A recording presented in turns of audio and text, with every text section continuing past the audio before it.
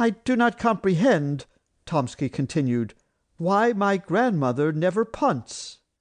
"What is so amazing," Narumov said, "about an 80-something-year-old woman who doesn't punt?" "Don't you know anything about her?" "No, truly nothing at all."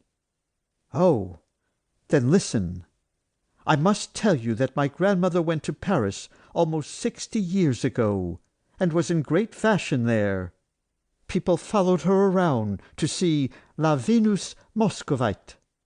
Richelieu was besotted by her, and grandmother assures me that he nearly shot himself from her cruelty. At that time ladies played the game called faro. One time, while at court, she lost a great sum to the Duke of Orleans. Having come home, grandmother declared her loss to grandfather and ordered him to pay up, while she took off her make-up and untied her underskirts. My late grandfather, as I recall, was descended from grandmother's butler's family. He was mortally terrified of her.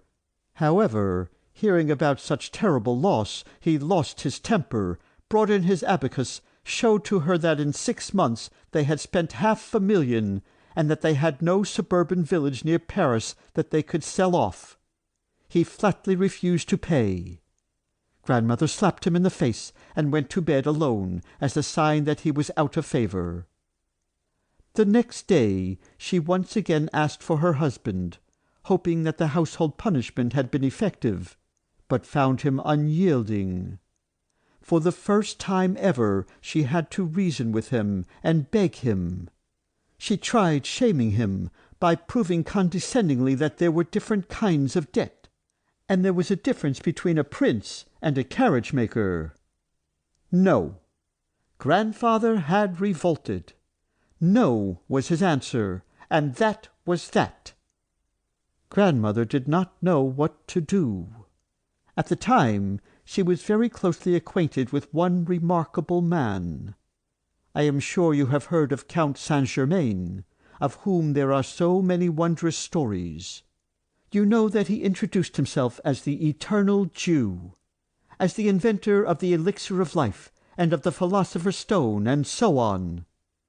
People laughed at him and called him a charlatan. Casanova in his journals said that he was a spy.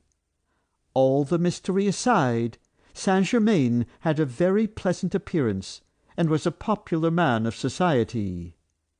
Grandmother still loves him to bits, and becomes angry when anyone speaks of him with disrespect. Grandmother knew that Saint-Germain had large sums of money at times. She decided to appeal to him. She wrote him a note and asked him to come immediately. The old codger arrived at once, and found her in a state of terrible grief.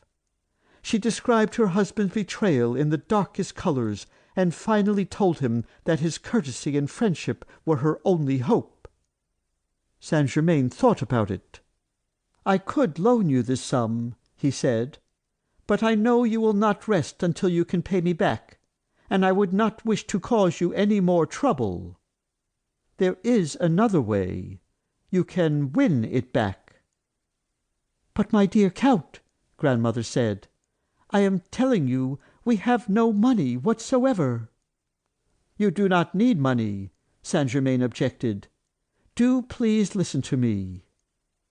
And then he told her a secret for which we would all pay a great deal. Young gamblers doubled their attention. Tomsky lit his pipe, inhaled, and continued. The same evening grandmother appeared at Versailles, au jeu de la reine. The Duke of Orleans was dealing. Grandmother apologized that she did not bring her debt, made up some little story to explain it, and started punting against him. She chose 3 cards, bet on each, one after another, won each time, and recovered all that she owed.